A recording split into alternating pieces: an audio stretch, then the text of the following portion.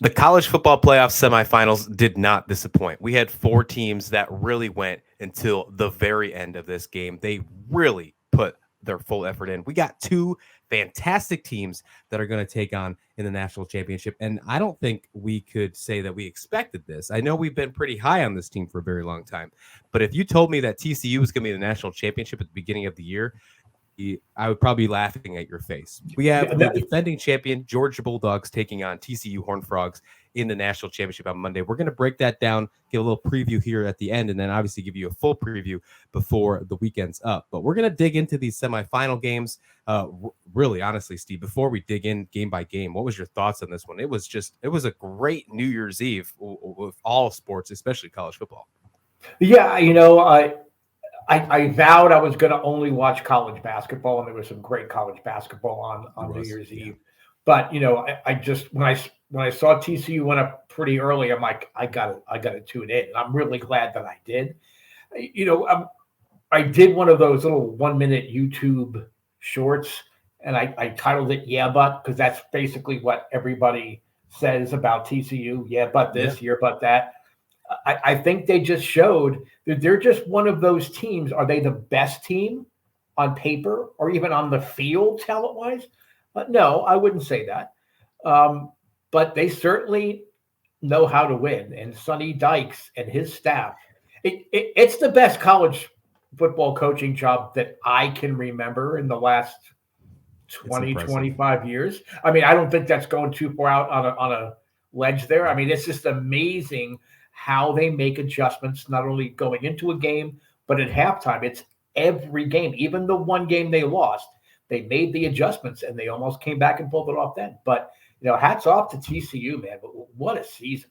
Yeah, this game was really good. And we're going to dig in this one first while we're talking about with TCU Michigan since it was the first game. But let's keep on the bandwagon of TCU here. I mean, we have really. I feel like we were on the TCU wagon a little early this year. Mm-hmm. We kept saying don't sleep on them before they were ranked. We said that they should be ranked. They were undefeated. We've Right. always said that for a very long time. The Max Dugan story is just really amazing. I mean, I don't know if any of us really expected this one to be as good. Now I'm thinking that this is a guy who is going to be one of the next big premier quarterbacks in the NFL. Like when I see him play, I don't see him just as a top college quarterback. I see him being that next level quarterback and being a leader and moving forward. Like I'm looking forward to seeing where he gets drafted. He gets in the right spot. I think he's going to make some really big noise. There's a lot of good teams that need some quarterbacks coming in the draft. I'm looking forward to that one. But as he said before the college football playoff started, business isn't done yet. And as we know, he has a little bit more business to take care of in the national championship. And then speaking of Sonny Dykes, I mean, come on. First year as the coach of TCU, the expectations were super low. Media preseason poll had TCU as seventh. I made sure I put that tweet out right after the game. I said, just in case any of you guys forgot, because honestly, no one really expected this one. When we talked about the Big 12 championship at the beginning of the season, we were upset that Baylor wasn't getting the love they deserved because they were the defending champions. But no one had TCU going. Yeah. Maybe some local media guys, but no one had TCU going. There was either Texas or Oklahoma, but it was not TCU. When you look at what they did and what they've done this season, has just been incredible. When you look at the stat line for Max in this one, he had 2 touchdowns, 2 interceptions. Yeah, the interceptions obviously they were early, so he got over it, but especially the touchdown passes, he threw some beautiful passes. Most of them were to Quentin Johnson, and they were just and most of them were under pressure. These really impressive passes. I remember there was I think it was the 76-yard touchdown pass to Johnson. Yes. Dugan was under pressure, and I believe it was a third down play, and he found a way to get it to Johnston, and Johnson took care of the rest.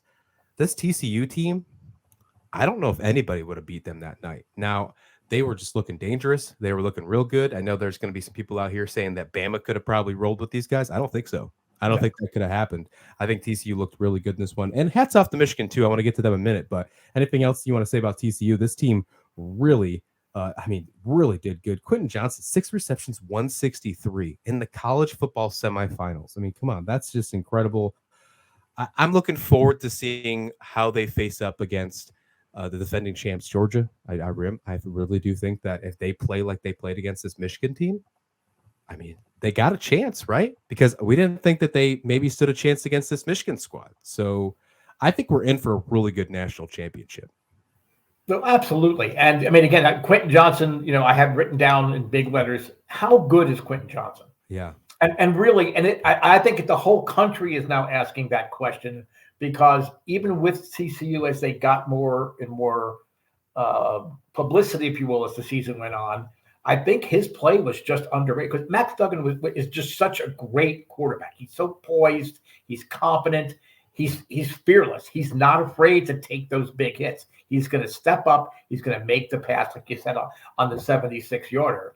But the thing that stood out for me in this game was they got 263 yards rushing against the Michigan team that only allowed 2.9 yards per carry.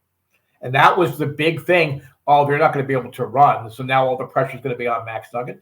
It was a balanced offensive attack, 263 rushing, 225 passing.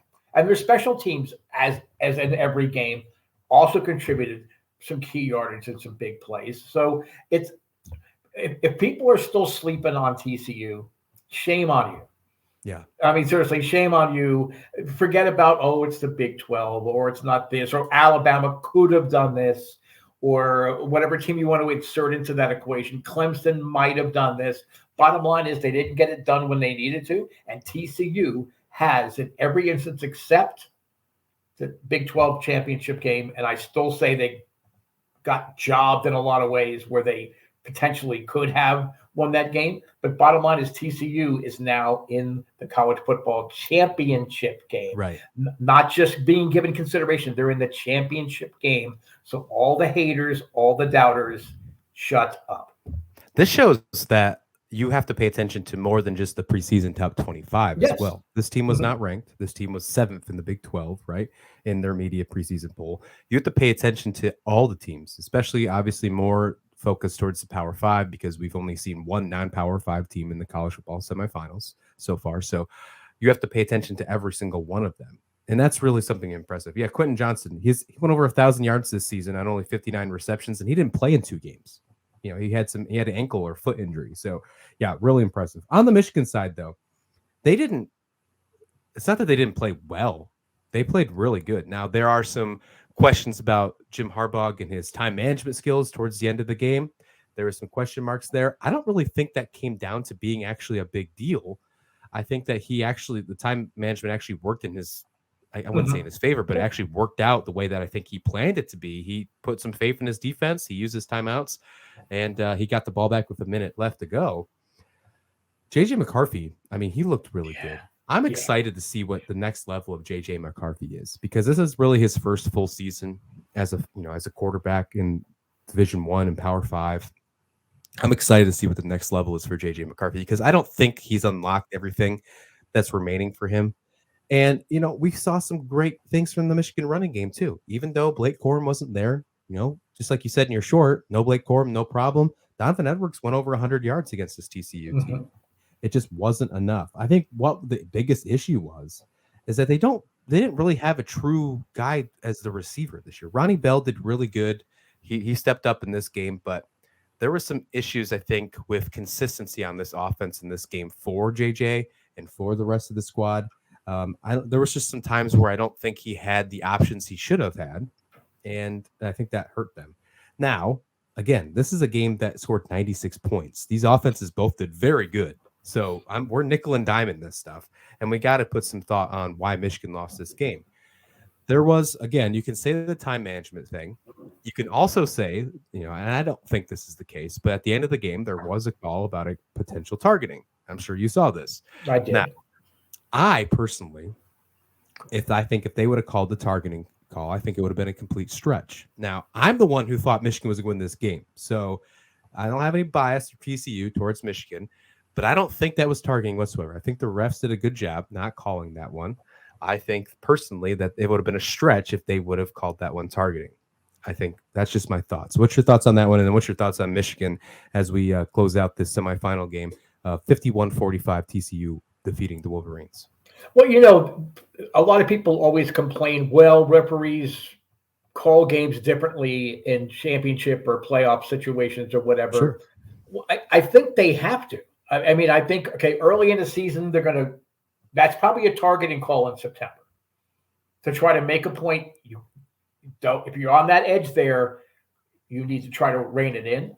But I mean, again, I thought, I mean, they stood up tough. I think there were a lot of calls throughout the game that either side could have, quibbled with and said, oh, come on, or whatever. But they were consistent. They let them play football. They let them play a physical brand of football. And that's what you want to see in a playoff situation. I mean, you think, okay, 96 points. Oh, there was no defense. There was some great defensive efforts in this game. That's just how good these two teams are. And like you said with J.J. McCarthy, we saw just glimpses of what's to come. He has gotten better every game. People forget he wasn't necessarily the sure lock coming out of spring camp and everything. He has gotten better with every starting opportunity he's had throughout the season. And they don't beat Ohio State without J.J. McCarthy. And quite honestly, they don't get back in this game without J.J. McCarthy. As great as Edwards was, and as much as they like to kind of pound the game early and dictate it, I mean, TCU in a lot of ways took Michigan's playbook and shoved it down their throat in the first half and said, you know what? No, we're going to come storming out, and we're going to play tough defense in the first half.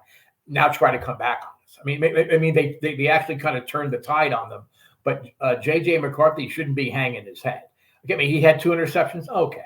I mean, again, so did Duggan. The best is yet to come. I really do think for this Michigan team, even with people like Corum moving on and whatever, that the best is yet to come. And that's probably bad news for the Big Ten. I don't care who's coming into the Big Ten through the transfer portal. I don't know that there's going to be a team, on paper at least, that's going to be as good as Michigan. Ooh, I like that. And I'm going to get back to that in just a second here. But I have to, before I forget, did you hear about what happened with J.J. McCarthy and his parents? They couldn't get a flight down to Arizona for the game because of all the crazy weather things going on. I'm sure it was probably Southwest's fault. But they took the drive. They drove 20 something hours to get down so they could see the game, to watch JJ try and make it to the national championship. Thought that was really cool. It was a really neat story they put on the broadcast. But I like that point that you make about Michigan, thinking this is the next thing. You think they're going to be just as good next year, or there's not any Big Ten team that can run with them next year. My question was going to be around this, and I'll kind of mold them together, I guess. The last 2 years, Michigan has beat Ohio State, but they've lost in the college football semifinals. So they're basically in the same spot they were last year, if you will, right? Is this a winning season for Harbaugh and the Wolverines? Do they take this as a win, or what is this for them? Oh, I think they should take it as a win. I mean, they're going to say all the right things and saying, well, unless we're in the national championship game, we win the title, it's not a winning. They're going to say all of those things.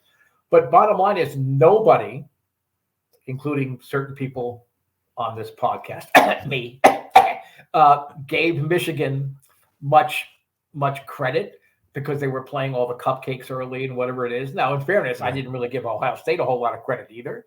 But I was kind of really up until about midway through. I mean, I was kind of like, well, yeah. Big Ten, yeah, sure, you big one. But I mean, they proved a lot of people wrong. They're going to take advantage of the transfer portal just like every other school is. And quite honestly, I just don't see a team in the Big Ten that's going to be able to challenge them. So from that standpoint, from a program standpoint, Harbaugh's going to be disappointed. I think it's pretty safe to say he's not going to look for another job, even if one's offered. Unlike last offseason, I think he knows now, well, wait a minute, we've got something special here. So I think that at least for one more year, for sure, Harbaugh is going to come back with a legitimate chance to get back to the playoffs in a smaller, this will be the last year this coming season, where it's just a 4-team playoff. I think that's going to make it easier for any of those 4 teams to win rather than the expanded field. So I think this is an all-in. You push all your chips in to the middle for Harbaugh and the program. I think they're going to do everything they can to use this as a springboard to a national championship next year. I like that. And I think I tend to agree with most of that you just said on that one. I think that we just found a nice off-season topic to talk about once we get maybe a couple weeks down the road. maybe getting a deep dive into the Big Ten after this first transfer window opens, and ask the question: is anybody going to be as good as Michigan? So, got a cool idea coming down the road for that one. All right, let's dig into the second game here, and this game was just as good, if not better, to be completely honest. I watched the first game, and my mind initially, once that game was over and we saw TCU storming the field and getting all excited, the first thing that came to my mind was, how in the hell is Ohio State and Georgia going to top that? That's honestly, that's what came to my mind, and they did. In my mind, they did.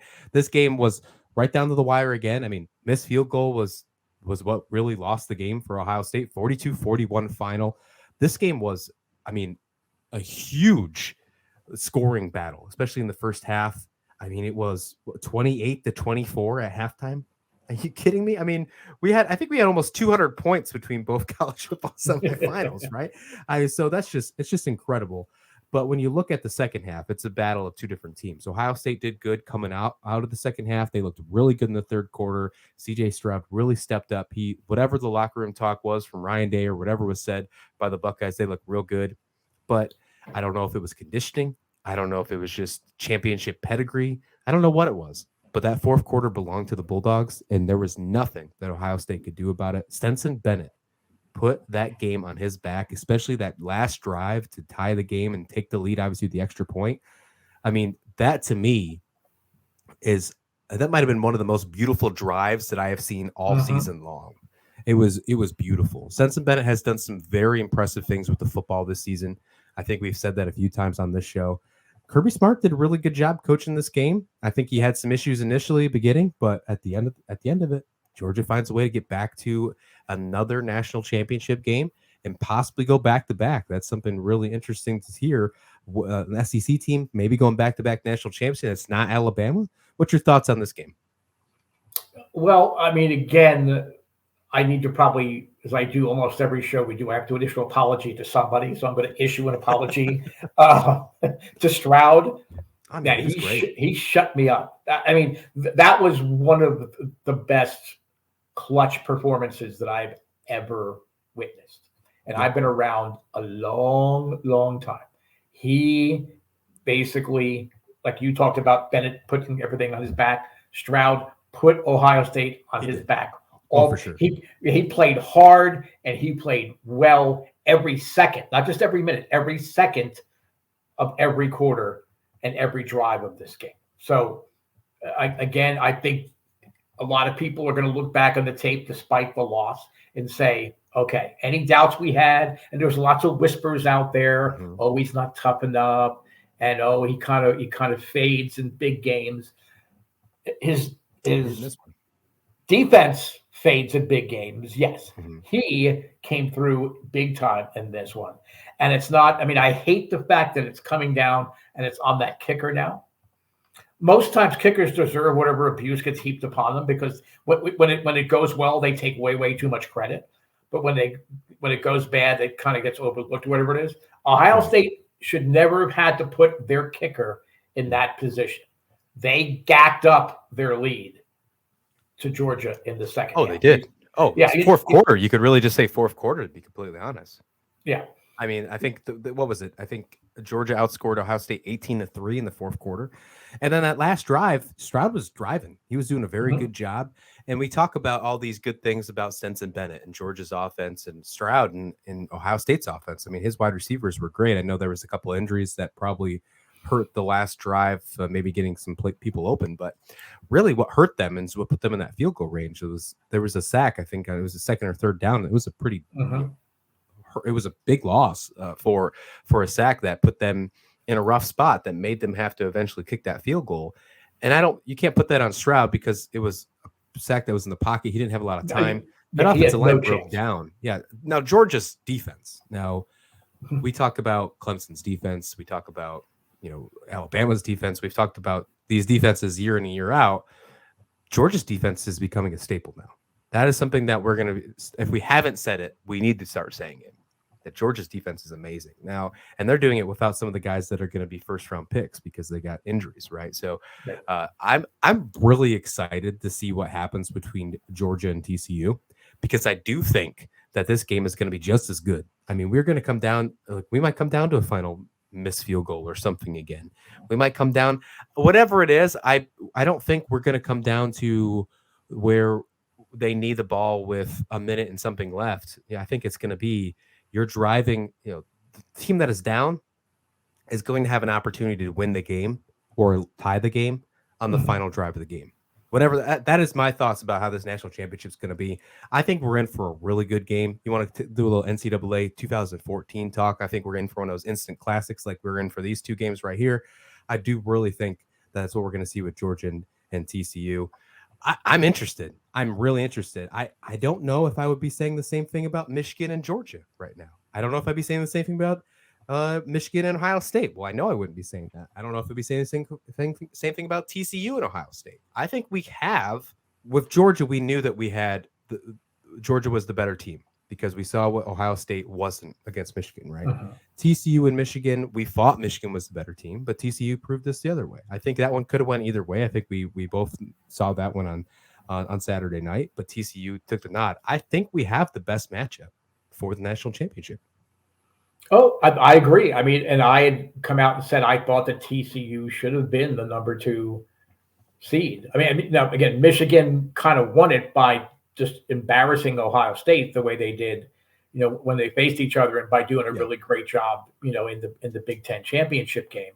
But yeah, I think we do have the two best teams because I think we have the two teams that are consistent, whether they're down 2 touchdowns or ahead 2 touchdowns.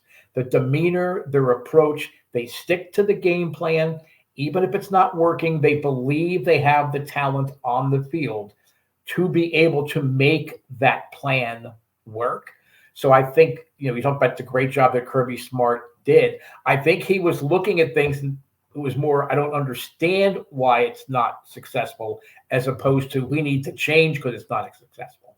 And TCU just, I don't know whether Sonny Dykes has some kind of espionage, spy background where he's tapping into, these other teams' locker rooms and knows exactly what the opponent's going to do. But I mean, both of these coaches look at tape and they find things and they see things that perhaps aren't as obvious to even their opponent. Maybe he's not even aware that they have that weakness or that they have these tendencies that can be exploited. So I think certainly as far as a coaching standpoint, I think the two best coaches that were in the college football playoff have led their teams to the championship game. Yeah, I think you're right. And the only downside, I think, to TCU winning the game is that we're not going to see a battle of unbeatens for the national championship. And that's always cool to see. But TCU obviously is a great game. We know that their only losses is overtime in the Big 12 championship to a tough Kansas State team. And then obviously Georgia, I mean, they haven't lost, I think, since we had wooden ships in the harbor. So, so a lot of things really interesting to see what happens there. I'm looking forward to this game. We're going to have a full preview for the national championship game for both national championship games, FBS and FCS, coming at you this weekend. They'll be ready to go. So be sure to tune in and check out SlasherU. You can find us on YouTube. You can find us on anywhere you listen to podcasts. We are here, always free and available, dropping new content every single day in this brand new year of 2023. It's going to be a fantastic time. Join us here at SlasherU. And as always, thank you for listening.